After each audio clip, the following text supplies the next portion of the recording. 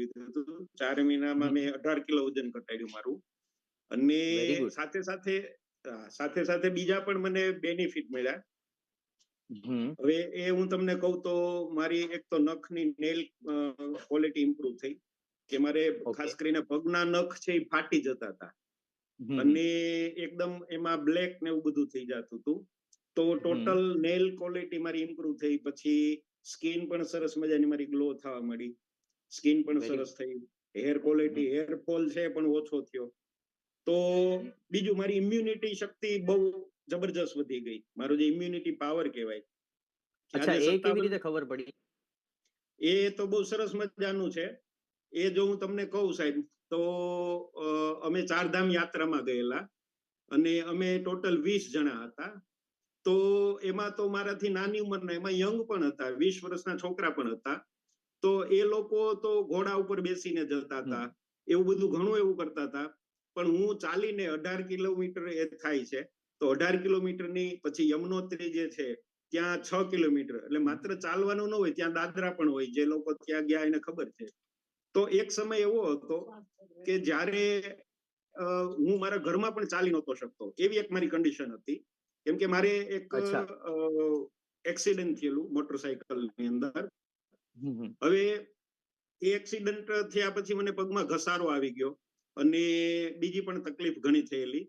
ત્યારે ડોક્ટરે મને એવું કીધું કે જો તમે વજન નહીં ઘટાડો તો તમારે આવનારા 2 વર્ષમાં ની રિપ્લેસમેન્ટ સર્જરી કરવી પડશે. એટલે મને આ ઓપ્શન ગમ્યો કે ભાઈ આપણે વજન ઘટાડવું, ની રિપ્લેસમેન્ટ, તો એમાં સક્સેસ રેશિયો ઘણો ઓછો છે. તો પછી મેં મારું વજન ઘટાડવાનું છે એ કર્યું.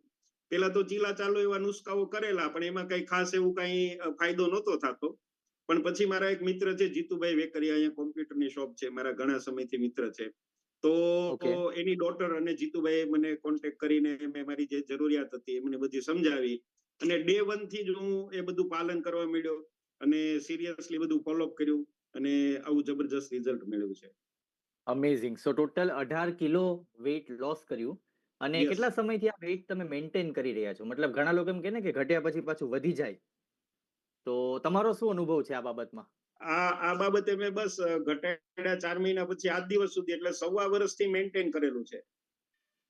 ઓકે, 1.25 વર્ષથી, રાઈટ? તો કોંગ્રેચ્યુલેશન્સ. કારણ કે ઘણા બધા લોકોને એવું હોય કે સર ઘટાડ્યા પછી પાછું વધી તો નહીં જાય ને, રાઈટ? તો એ વસ્તુ ઇમ્પોર્ટન્ટ છે કે એના માટે આપણે લાઈક ખાસ તમારા કોચ તમને જે ગાઈડ કરે છે, તમને આ સેશન્સમાંથી, આ ક્લાસમાંથી તમને જે શીખવા મળે છે, એને જો તમે ફોલો કરશો, તમારી આદત તમે એ પ્રમાણે બિલ્ડ કરશો, તો ડેફિનેટલી તમે તમારું વેઇટ લાઈફ ટાઈમ, બરાબર, આજીવન તમે મેન્ટેન રાખી શકો છો. સો અમેઝિંગ, કોંગ્રેચ્યુલેશન્સ. અને તમારી કમર કેટલી હતી પેલા? કમર સાહેબ 42 ની હતી, અત્યારે 36 છે. 42 માંથી 36 સુધી પહોંચી ગયા છો. અચ્છા, અને 32 ક્યારે પહોંચશો? એક સરસ મજાની એક વાત કહું કે મારો યસ યસ. મેરેજનો જે શૂટ હતો એ મેં છે ને ઓકે. મેરેજ થયા પછી 2 વખત જ પહેરેલો હતો. પછી ક્યારેય છે ને, પછી તો 4 પહેરેલા, બરાબર છે. પણ હવે આજની તારીખે મારા મેરેજનો જે શૂટ જે સીવડાવેલો ને એ થઈ જાય છે. કોંગ્રેચ્યુલેશન્સ. કેટલા વર્ષ અને થયા મેરેજને? અમરેલીમાં લાઈફસ્ટાઈલ ડે હતો ને ત્યારે મેં મારા મેરેજનો જ શૂટ પહેરેલો. વાહ. મેરેજને કેટલા વર્ષ થયા છે? મેરેજને 30 વર્ષ થયા. તો કેટલા લોકોને 30 વર્ષ જૂના કપડા તમારા પાછા ફિટિંગમાં આવે તો બહુ મજા આવે, આમ ખુશ થઈ જાવ તમે કે વાહ, આને યસ, યસ. ખરેખર આને જીવન કહેવાય એમ, બરાબર ને? સો કોંગ્રેચ્યુલેશન્સ, અમેઝિંગ. અને એક વખત આપણે કિશોરભાઈ માટે જોરદાર ક્લેપ કરીએ. બહુ સરસ થેન્ક યુ. ઇન્સ્પિરેશન છે. અને વિચાર કરો, જ્યારે ચારધામની યાત્રાએ ગયા હતા ત્યારે એની જે એનર્જી લેવલ એમનું હતું, એમના બોડીની જે ઇમ્યુનિટી છે, બરાબર, નોર્મલી કેવું હોય કે લોકો ચારધામની યાત્રા કરીને આવે ને એટલે બીમાર પડે. સો કિશોરભાઈ, તમારું એ બાબતમાં શું અનુભવ રહ્યો? અરે જબરજસ્ત. કેમ કે એમાં મેં લોકો જોયું ને, તો ઘણા લોકો નાની નાની પોટલીમાં કપૂર ને એલચી ને એવું નાખીને સૂંઘતા હતા. એટલે મેં કીધું આવું બધું શું કરો છો? તો કઈ હવા બહુ પાતળી થઈ જાય ને, એટલે એ કે શ્વાસ લેવામાં તકલીફ પડે, એટલે હું દાંત કાઢતો હતો બધાની સામે. રાઈટ. અને કેમ એમનો કે પોતાનો એવો અનુભવ છે.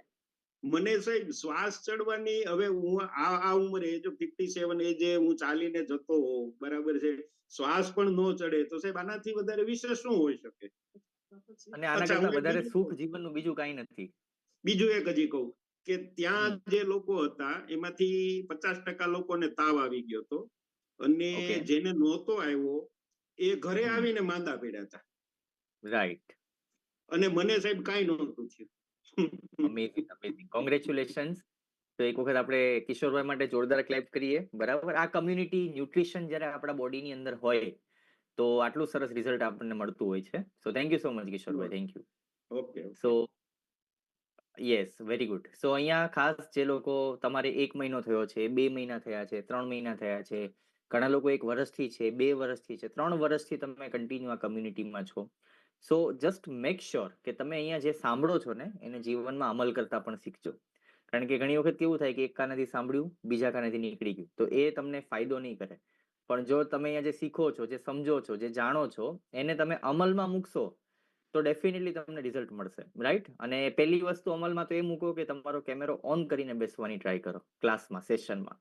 કારણ કે જો તમે એવી રીતે એક હેબિટ તમારી ડેવલપ કરશો ને, કારણ કે આ કેટલું છે 45 મિનિટ્સ મેક્સિમમ, તો એ તમારી લાઈફની અંદર એની ઘણી બધી સારી ઇમ્પેક્ટ તમને જોવા મળશે. ઓકે, તો આપણી સાથે અહીંયા વિરાલી મહેતા છે, તો આપણે વિરાલી સાથે વાત કરીએ.